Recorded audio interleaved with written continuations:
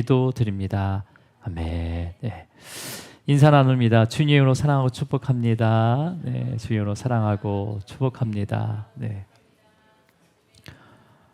예. 지금 이 앞에 이 가림막이 하나 가려졌는데 여러분의 얼굴이 굉장히 빛나고 또 너무 또렷하게 보입니다. 이걸 가렸을 때는 거의 2년 동안 가렸을 때는 몰랐거든요. 가리고 나니까 이게 본 모습이구나라는 것을 알게 됩니다.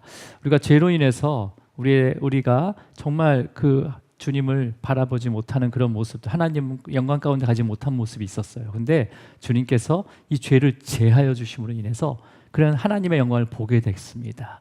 자, 그렇다면 오늘 또 이 본문의 말씀을 통해서 이 언약궤를 처음으로 빼앗기는 사건을 오늘 우리 함께 말씀을 통해서 묵상할 거거든요. 그래서 하나님의 그 언약궤를 빼앗긴 이스라엘 백성들과 그 빼앗아간 그 블레셋 그곳에 하나님께서 어떻게 일하시는지를 우리가 함께 상고하도록 하겠습니다. 여러분, 구약 시대나 지금이나 가장 거룩하고 또 하나님의 영광을 나타내야 할 사람이 누구일까요? 하나님의 자녀죠, 그죠? 하나님의 자녀. 예. 이제 구약에는 이스라엘 백성이 되는 거고, 또 특히 구약 시대 때는 성전을 섬기는 제사장이 가장 거룩하고 또 하나님의 영광을 나타내야 할 사람인 거죠, 그죠? 예. 하지만 우리가 이 사무엘상의 이 배경은 지난주에도 살펴봤지만 사사기를 지난 시대, 이 시대는요 정말 자기의 소견대로 그냥 행하는 시대였어요. 그래서 그 당시에 그 엘리 제사장과 또 그 엘리 제사장을 뒤를 이어서 하나님의 등불, 바로 성전의 그 등잔불이 꺼져야 되는 거죠, 사실은요. 그 제사장들이 자기의 그런 사명들을 감당하지 않고 다른 데 신경 쓰고 있었으니까 이미 꺼졌어야 됐는데 꺼지지 않았습니다. 그것은 바로 하나님께서 어린 사무엘을 통해서, 그 헌신을 통해서 그 성전에 있는 하나님의 등불을 꺼지지 않도록 하셨어요. 자, 그렇다면 여러분, 성전에서 섬기는 제사장들이 이 정도 부패했다면 이스라엘 백성들의 부패와 그 죄는요, 더하면 더했지 덜하지는 않았을 거예요, 그죠? 그래서 하나님께서는요, 이 블레셋 종족을 징계의 막대기로 사용합니다. 징계의 막대기로 사용해서 이스라엘을 치게 합니다. 자, 그 결과가 어땠는지 4장 17절을 읽어볼게요. 4장 17절 시작.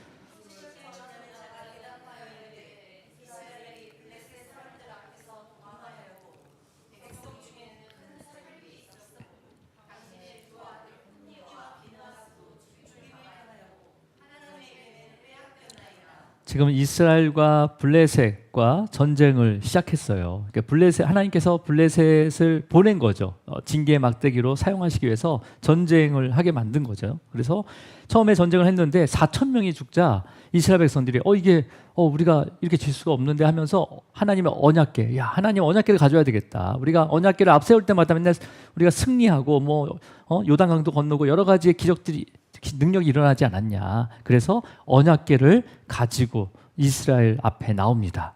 자, 그런데 그 블레셋 앞에 나왔는데 이겼습니까? 졌습니까? 지금 이겼다고 하고 있어요? 졌다고 하고 있어요? 큰 사륙이 있었대요. 4만 명이 죽었어. 3만 명이 죽었어. 3만 명이.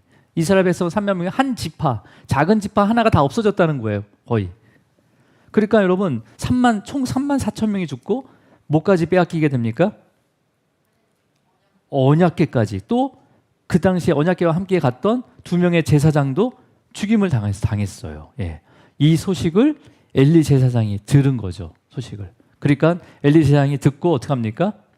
예. 뒤로 넘어져서 목이 부러져서 죽게 됩니다. 그리고 또 출산을 앞둔 이 비느하스의 아내도 이 소식을 듣고 해산하다가 죽고 아이만 살아남게 됩니다. 그래서 이스라엘 사람들은 이 태어난 비느하스의 아들에게 이름을 붙여줘요. 이름을. 자, 우리 21절을 먼저 읽어볼까요? 21절 시작.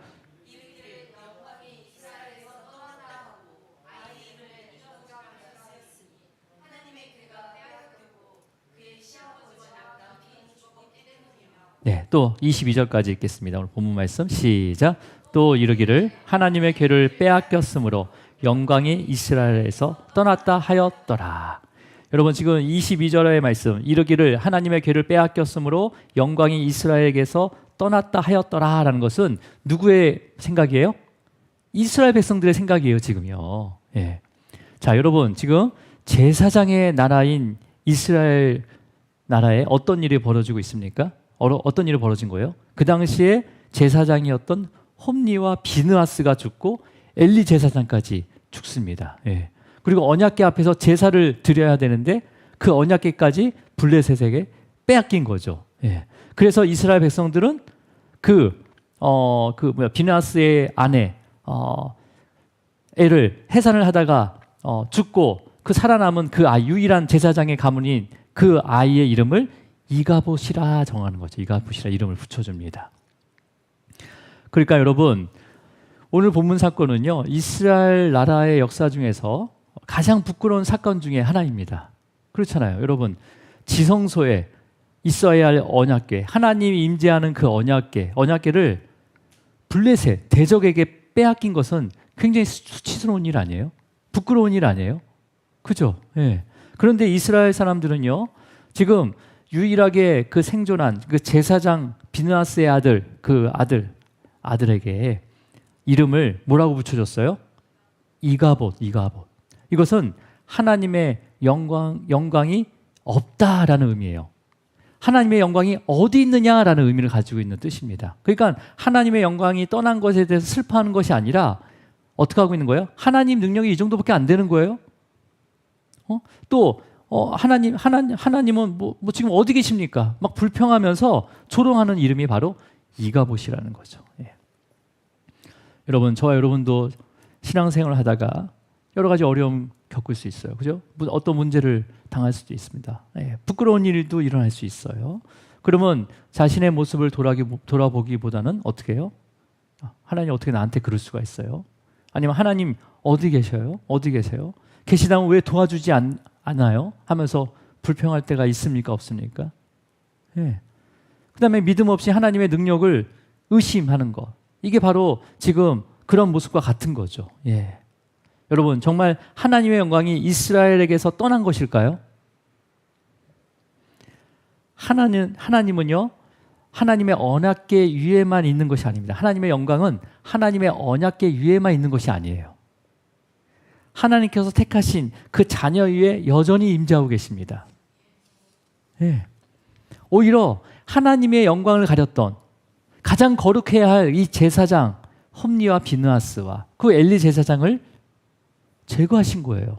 그리고 경고하시는 거죠. 예. 여러분, 그러면 하나님의 영광을 하나님께서 어떻게 나타내실까요? 자, 오늘 5장, 사무엘 5장에서는요. 하나님의 영광을 전혀 나타낼 수 없는 이 블레셋 땅에 하나님의 영광이 나타납니다. 자, 여러분, 이스라엘과 전쟁에서 이긴 블레셋은요. 무엇을 빼앗았습니까? 언약궤를 빼앗았어요. 그죠? 언약궤에서 빼앗아서 어떻게 합니까? 이스라엘이 믿고 있는 이 신을 우리가 굴복시켰다. 우리나라 신이 굴복시켰다 해가지고 이 빼앗은 하나님의 언약궤를 자신들의 신이 있는 다곤 신전 곁에, 다곤 옆 곁에 옮겨두게 됩니다. 옮겨두게 돼요. 예. 근데 이튿날 그 다곤 신전에 딱 들어가 보니까 어떻게 돼 있습니까? 다곤 신전 곁에 언약궤를 이렇게 놔뒀어요. 그랬더니 이 다곤 신전이 그 머리가 땅에 다 엎드려 있었어요. 마치 신하가 왕에게 절하는 것처럼, 땅에 대고 절하는 것처럼 언약궤 앞에 이 다곤 신전의 머리가 땅에 닿아서 엎어져 있었던 거예요. 그래가지고 블레셋 사람들이 다시 그 다곤 신을 또 세웠어요. 그러고 나서 다음 날, 이튿날 아침 일찍 가서 또 보니까 어떤 일이 벌어졌습니까? 자, 우리 사무엘상 5장 4절 말씀이에요. 자, 함께 있습니다. 시작. 아침에 그들이 일찍 일어나 본즉 다곤이 여호와의 궤 앞에서 또다시 엎드려져 얼굴이 땅에 닿았고 그 머리와 두 손목은 끊어져 문지방에 있고 다곤의 몸뚱이만 남았더라. 예. 지금 어떻게 됐습니까? 다음 날 또 아침에 가니까 다곤의 그 머리가 땅에 엎드려져 있는데 엎드려진 것뿐만 아니라 어떻게 되어 있어요 지금요? 머리와 두 손목이 끊어지고 또 다곤의 몸뚱아리만 남았대요. 그럼 다리도 다 그냥 끊어진 거예요. 그러니까 부서진 거죠. 완전히 지금 부서진 거예요. 완전히 다곤 우상이 그 하나님의 언약궤 앞에서 부서진 거예요. 그죠? 뿐만 아니라 독한 종기의 재앙이 그 아스돗을 덮치게 돼서 아스돗이 그냥 망하게 됩니다. 망하게 돼요. 예. 그래서 아스돗 사람들이 그 하나님의 언약궤를 가드로 옮기게 되는데 또 가드에서 어떤 일이 일어나는지 우리 9절 말씀을 읽도록 하겠습니다. 9절 말씀 시작. 그것을 옮겨간 후에 여호와의 손이 심히 큰 환란을 그 성읍에 더하사 성읍 사람들의 작은 자와 큰 자를 다 쳐서 독한 종기가 나게 하신지라. 지금 하나님의 언약궤가 지금 아스돗에서 어디로 옮겼어요? 예, 가드로 옮겼단 말이에요. 가드로 옮겼는데 그곳에 옮겨간 그 하나님의 언약궤 여기서는 하나님 여호와의 손이 심히 큰 환난을 그 성읍에게 더했다는 거예요. 예. 그렇게 해서 그 가드 성읍 사람들의 작은 아이, 어린 아이부터 큰 사람까지 다 쳐서 독한 종기가 나게 하셨다는 거예요. 예. 그러니까 많은 사람들이 또 이 독한 종기로 죽게 되었다는 거예요. 자, 다시 그러면 이 언약궤를 블레셋 사람들은 에그론으로 옮기게 됩니다. 근데 에그론 사람들이 그 소식을 듣고 두려워하면서 지도자들을 모아서 의논을 하게 되는데 어떤 의논을 하는지 우리 사무엘상 5장 11절을 읽겠습니다. 자, 함께 있습니다. 시작. 이에 사람을 보내어 블레셋 모든 방백을 모으고 이르되 이스라엘 신의 궤를 보내어 그 있던 곳으로 돌아가게 하고 우리와 우리 백성이 죽임 당함을 면하게 하자 하니 이는 온 성읍이 사망의 환난을 당함이라. 거기서 하나님의 손이 엄중하심으로. 자, 지금 블레셋의 모든 방백들 지도자들이에요. 지도자들을 모아서 이 하나님의 언약궤를 어떻게 할 것인가. 그 있던 곳으로 돌아가게 해야 되겠다. 그래야지만 우리 백성들이 이 죽음에서 면할 수가 있어. 구원받을 수가 있어. 하면서 어떻게 합니까? 뭐라고 얘기해요? 마지막에 하나님의 손이 엄중하시다라고 얘기합니다. 예. 그러니까 자신의 신보다 이스라엘의 하나님의 손이 엄중하다, 매우 강하다는 거예요. 근데 이게 원어로 보면 매우 영광스럽다라고 이렇게 표현이 되어 있습니다. 원어적으로 보면 매우 영광스럽다고 인정하는 거죠. 그러니까 그러면 여러분 보세요. 하나님의 능력이 얼마나 두려웠으면 보통 우리 하나님의 뭐 이런 게 좀 안 좋아 그러면 갖다 버리거나 부시면 되잖아요. 그죠? 근데 얼마나 두려웠으면 그 하나님의 언약궤를 파괴하지도 못해요. 부시지도 못해요. 그리고 어떻게 합니까? 이스라엘에게 다시 돌려주기로 지금 결정한 거예요. 예. 여러분, 그러니까 이스라엘 백성들이 블레셋에게 패한 것은요. 하나님의 제사를 멸시하고 하나님의 영광을 가렸기 때문에 패배한 거지. 하나님의 영광이 떠났거나 아니면 하나님의 능력이 부족해서 패한 것이 아니라는 거죠. 그죠? 자, 여러분, 하나님께서는요. 이 블레셋을 통해서 이스라엘 사람들을 징계하는 거예요. 징계. 깨닫게 하는 거죠. 너희들의 잘못이 어떤 건지를 깨닫게 하는 거죠. 그리고 나서 블레셋을 직접 심판하고 계시는 거예요. 또 블레셋을 하나님께서 직접 심판하시면서 하나님을 믿지 않는 그 블레셋 지역, 이 성읍에서 뭘 나타내고 있어요? 하나님의 영광을 나타내고 계십니다. 지금. 예. 여러분, 저와 여러분도 하나님의 자녀들이지만 여전히 우리가 죄를 짓기도 하잖아요. 그죠? 예, 죄를 짓기도 해요. 예, 오늘도 아마 또 여러 가지의 마음으로 여러 가지의 죄를 지었을 거예요. 그죠? 예, 또 지을 수밖에 없는 어떤 연약함과 부족함이 있어요. 예, 그걸로 인해서 어쩌면 세상의 관점에서는요, 꼭 패한 것처럼 살아갈 때도 있지만 여러분, 이런 것을 통해서 또 우리가 깨달아야 될 죄들을 우리가 점검해야 되는 거죠. 예.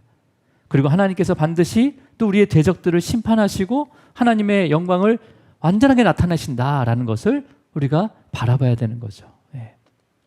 자, 그렇다면 하나님의 언약궤를 돌려보내기로 결정한 이 블레셋 사람들은요, 다곤 신의 제사장들과 복술가들을 불러요. 그래서 어떻게 언약궤를 보내야 되는지 방법을 의논하게 됩니다. 자, 우리 6장 3절로 가겠습니다. 사무엘상 6장 3절이에요. 자, 함께 있습니다. 시작.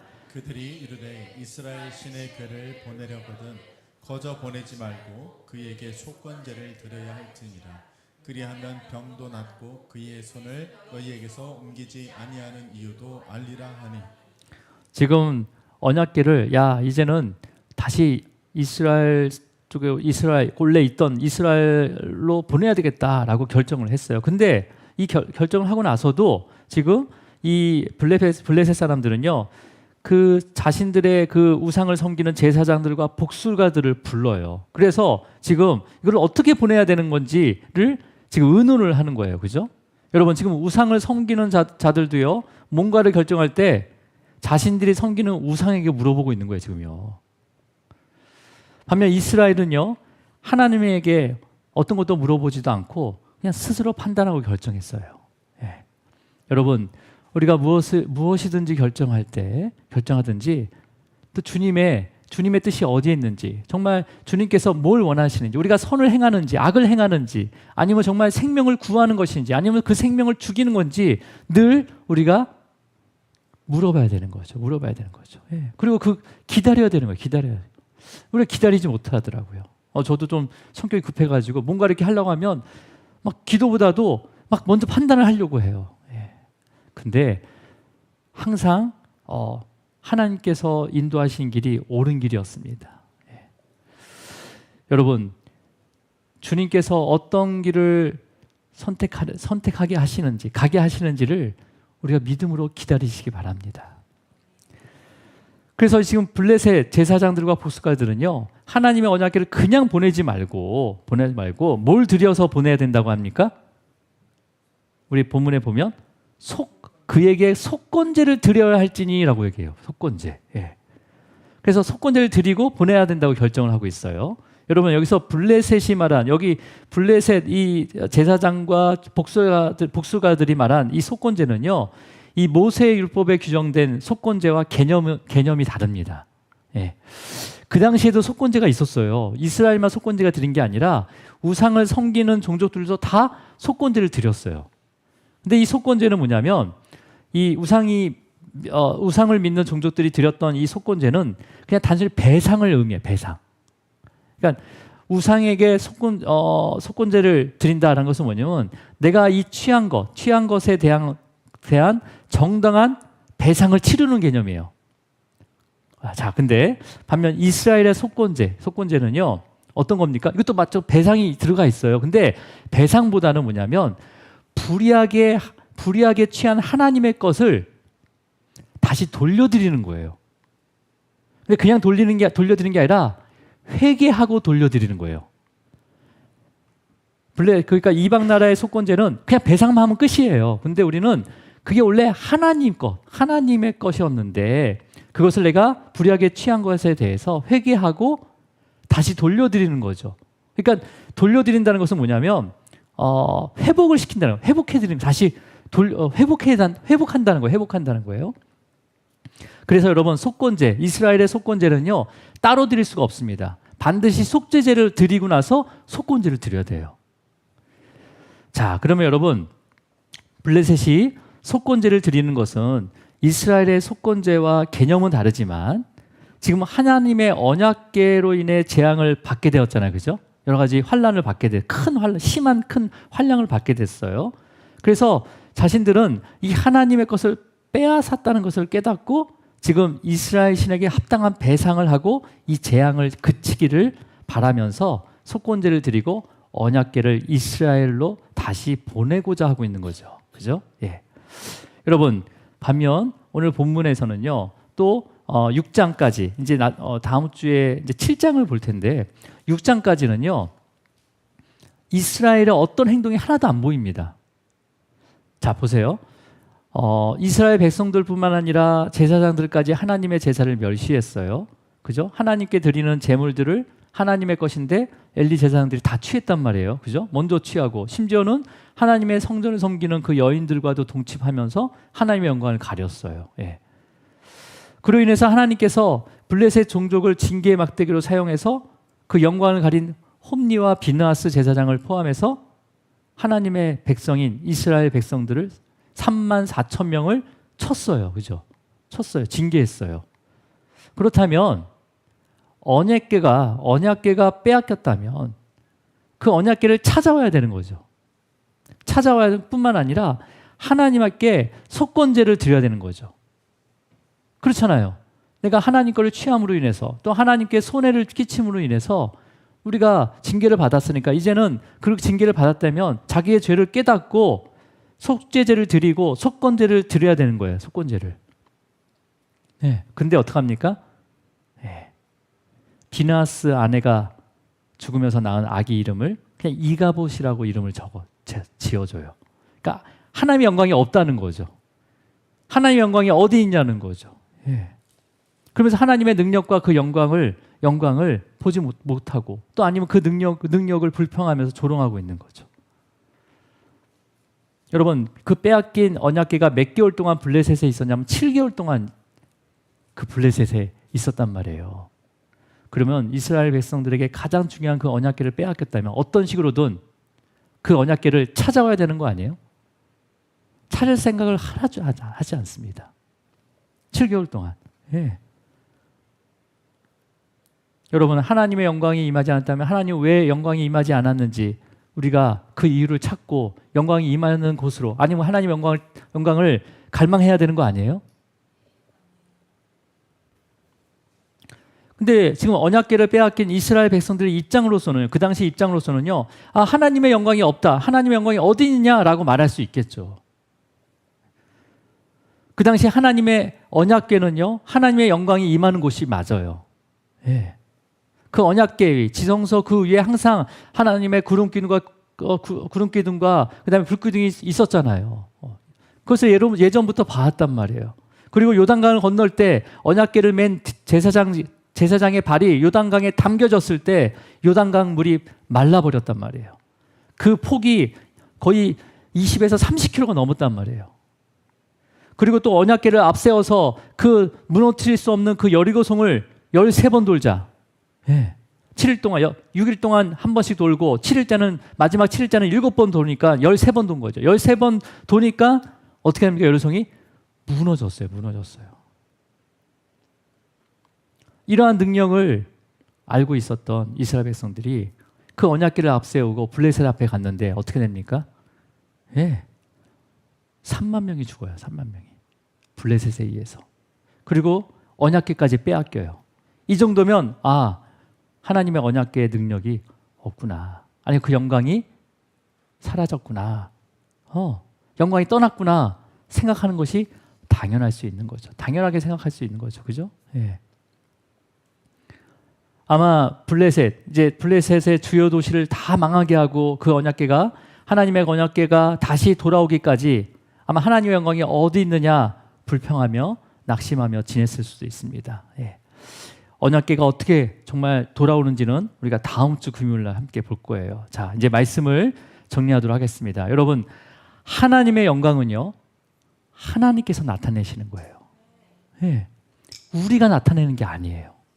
내가 막 이렇게 어떻게 해가지고 하나님 영광 받으세요. 이건 되게 교만한 거예요. 하나님의 영광은 하나님께서 나타내십니다. 자, 구약시대 때 많은 사건으로 하나님께서 영광을 나타내셨어요. 그죠? 그렇지만 하나님의 영광을 완전하게 나타내신 사건이 바로 예수님의 죽으심과 부활의 사건입니다. 여러분, 지금 하나님의 그 형상으로 지음받은 모든 인간은 하나님의 형상으로 지음을 받았잖아요. 그죠? 그 모든 인간은 하나님의 그 형상을 잃어버렸어요. 뭘로 잃어버렸어요? 죄로 인해서 잃어버렸단 말이에요. 예. 그래서 그 형상이 파괴된 거죠. 손상된 거죠. 그렇기 때문에 그 하나님의 형상이 파괴되니까 어떻게 합니까? 자연스럽게 하나님의 영광을 어떻게 돼요? 가리는 자가 되는 거죠. 예. 하나님께도 큰 손해를 입힌 거예요, 사실은요.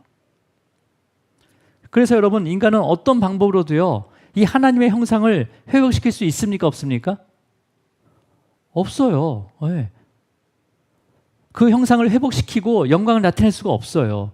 그렇잖아요. 회복해야 할 하나님의 형상이 어떤 것인지 알아요, 몰라요? 알아야지 형상을 회복시킬 수 있을 거 아니에요.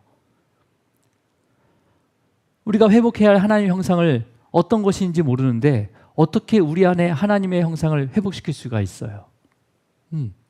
그래서 태초에 계셨던 그 성자 예수님께서 육신의 몸으로 오셔서 하나님의 자녀들이 회복해야 될 하나님의 형상의 본이 되어 주신 거예요.